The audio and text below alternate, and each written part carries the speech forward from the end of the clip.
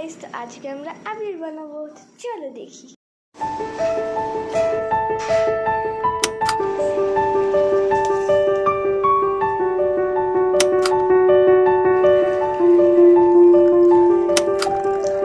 এখন আমরা আবির বানাচ্ছি, অরেঞ্জ কালার বানাবো। অ্যারারুট বের করছি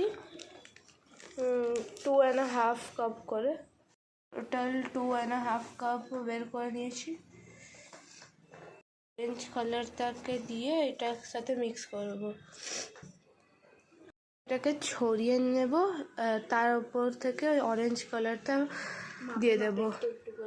বানাচ্ছি হারুবল,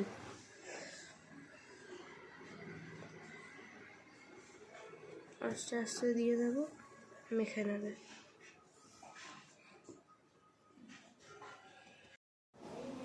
পুরো এমন একটা সলিড টাইপসা হয়ে যায়, এমন করে জোরে জোরে মারলে আর আস্তে করলে এমন করে হাতে ঢুকে যায় পুরো, আবার জলের মতন হয়ে যাবে, কিন্তু অ্যাকচুয়ালি এটা জলের মতন নয়। এমন করে আমরা এটাকে গুঁড়ো গুঁড়ো করে নেব। হালকা রোদে আর ছাওয়ার মধ্যে দিয়ে দিলাম। হ্যাঁ, দিন বানিয়েছিলাম আর ওটা লাইট হয়ে গেছে অনেকই বেশি, সেই আমরা আরও একবার রিট্রাই করবো এই পালং শাকের জুসটা দিয়ে। হ্যাঁ, আর এটার মধ্যে ওখানে পারফিউম দিয়ে দিলাম, আপনারা গোলাপ জলে দিতে পারেন। একটু করে দেবো, এটা গাঢ় করে নিয়েছি। মেখে নাও এটা ভালো করে, আরও একটু ডার্ক হলেও চলবে, নাহলে অনেকই লাইট হয়ে যাচ্ছিল। আরও একটুখানি ডার্ক হয়েছে, আগে এমন রং ছিল, এখন এমন রং হয়ে গেছে। এখন এইটাকে আমরা শুকাবো, তারপরে হাতে যাতে কি ওই কী বলে বড় বড় টুকরোগুলো গুঁড়ো গুঁড়ো হয়ে যায়। তারপর আমরা এটাকে একবার এমনি হাওয়াতে শুকাবো।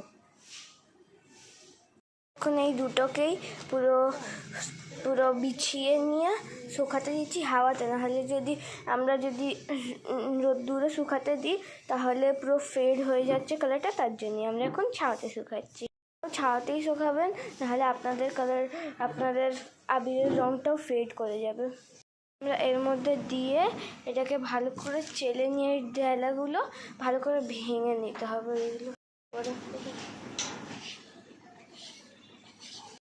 ওইটা চার আমি এগুলোকে পুরো মিহি করে দিচ্ছি, পুরো ডেলাগুলোকে ভেঙে ভেঙে ছেঁকে নিয়েছি, আর খুবই ভালোভাবে হয়ে গেছে, খুবই স্মুথ হচ্ছে।